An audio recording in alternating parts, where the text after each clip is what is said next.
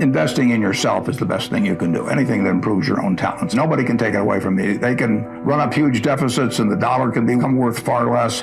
You can have all kinds of things happen. But if you've got talent yourself and you've maximized your talent, you've got a terrific asset. And that doesn't mean everybody should go to college, but it does mean that any way you find to improve, communication skills are enormously important. I mean, I took a Dale Carnegie course that I paid $100 for, and it was worth a college degree. I advise students, as much as possible, look for the job that you would take if you didn't need a job. Don't sleepwalk through life, but don't say it's all going to be great. You know, I'll do this and I'll do that, and I'm just marking time to be able to. You really want to be doing what you love doing. And you can't necessarily find it on your first job, but don't give up before you find it. You're going to make mistakes in life. I mean, there's no question about it. You don't want to make them on the big decisions, you know, who you marry and things like that. So there's no way I'm going to make a lot of business and investment decisions without making some mistakes. I may try to minimize them. I don't dwell on them at all. I don't look back.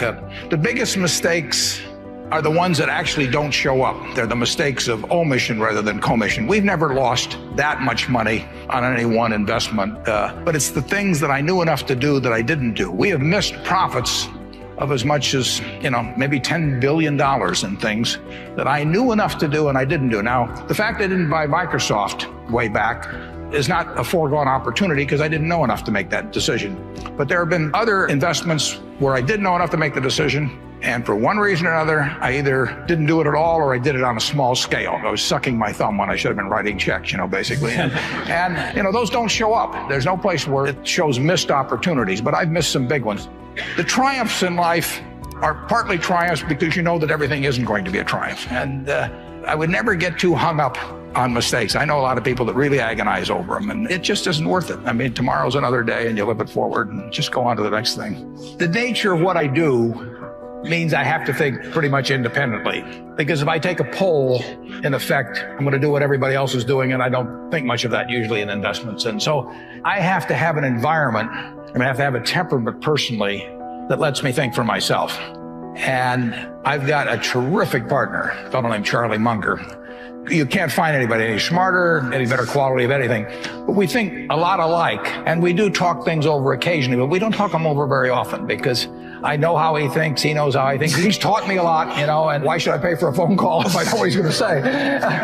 So if I need to get a cabinet around to make decisions or anything like that, I probably shouldn't be running the place. And that doesn't bother me to have the responsibility for it, but I just don't want to put it up to a vote because I've seen too many, particularly in the investment world, as you get larger and larger groups making the decisions, they get more and more homogenized. And I don't think you will ever get brilliant investment decisions out of a large committee. I always look at IQ and talent as sort of representing the horsepower of the motor, but then in terms of the output, the efficiency with which the motor works, that depends on rationality, because a lot of people start out with 400 horsepower motors and get 100 horsepower of output, and it's way better to have a 200 horsepower motor and get it all into output. And so why do smart people do things that interfere with really getting the output they're entitled to? And it gets into the habits and the character and the temperament, and it really gets into behaving in a rational manner. It's not getting in your own way. As I say, everybody here has the ability absolutely to do anything I do and much beyond. And some of you will and some of you won't. The ones that won't, it will be because you get in your own way. It won't because the world doesn't allow you to. It will be because you don't allow yourself to. You want to associate with people who are the kind of person you'd like to be. You'll move in that direction. And the most important person by far in that respect is your spouse. I can't overemphasize how important that is. And you're right.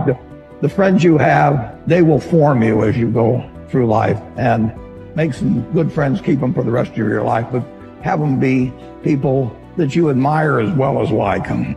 I have an old-fashioned belief that I should expect to make money in things that I understand. And when I say understand, I don't mean understand, you know, what the product does or anything like that. I mean understand what the economics of the business are likely to look like 10 years from now or 20 years from now. I know in general what the economics of, say, Wrigley chewing gum will look like 10 years from now. The internet isn't going to change the way people chew gum. It isn't going to change which gum they chew. You know, if you own the chewing gum market in a big way, and you've got Doublemint and Spearmint and Juicy Fruit. Those brands will be there 10 years from now. So I can't pinpoint exactly what the numbers are going to look like on Wrigley, but I'm not going to be way off if I try to look forward on something like that. Evaluating that company is within what I call my circle of competence. I understand what they do. I understand the economics of it. I understand the competitive aspects of the business. So figuring out the economic consequences. TV. I think there's, 20, 25 million sets a year sold in the United States. I don't think there's one of them made in the United States anymore. I mean, you'd say TV set manufacturer, what a wonderful business. Everybody, nobody had a TV in 1950. Everybody has multiple sets now. Nobody in the United States has made any real money making the sets. They're all out of business. The Magnavoxes, the RCAs, all of those companies. Radio was the equivalent of over 500 companies making radios in the 1920s. Again, I don't think there's a U.S. radio manufacturer at the present time. But Coca-Cola, what was it, 1884 at Jacobs Pharmacy or whatever, this fellow comes up with something, a lot of copiers over the years. But now you've got a company that is selling roughly 1.1 billion 8-ounce servings of its product, not all Coke, Sprite, and some others, daily throughout the world 117 years later. So understanding the economic characteristics of a business is different than predicting the fact that an industry is going to do wonderfully. So when I look at the internet businesses or I look at tech businesses, I say this is a marvelous thing, and I love to play around on the computer, and I order my books from Amazon and all kinds of things, but I don't know who's going to win. And unless I know who's going to win, I'm not interested in investing. I'll just play around on the computer. And defining your circle of competence is the most important aspect of investing.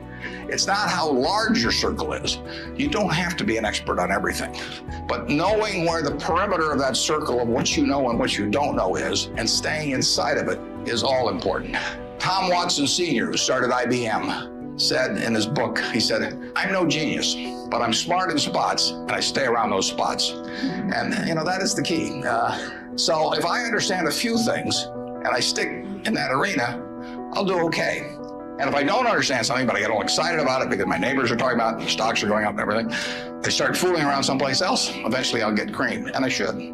I met Bob Woodward, and he'd just come out with All the President's Men, and all of a sudden, as a below 30 years of age, he was getting quite wealthy, and we had breakfast or lunch over at the Madison Hotel. And he said, what do I do with this money? And I said, investing is just about assigning yourself the right story. I said, imagine Ben Bradley this morning said to you, what is the Washington Post company worth? What would you do if you have to write the story in a month?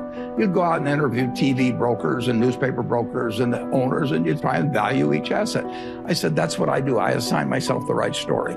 And it's nothing more than that. Now, there's some stories I can't write. If you ask me to write a story on, what is some glamorous but non-profit making business worth, I don't know how to write that story. But if you ask me to write a story on what is Potomac Electric Power worth or something like that, I can write the story. And that's what I'm doing every day. It's been my painting for 50-some years. I get to paint what I want. I don't have to follow what Wall Street is telling me to do next quarter or something. So I own the brush, I own the canvas, and the canvas is unlimited. Now, that's a pretty nice game, and I get to do it every day with people I like. I don't have to associate with anyone that causes my stomach to churn.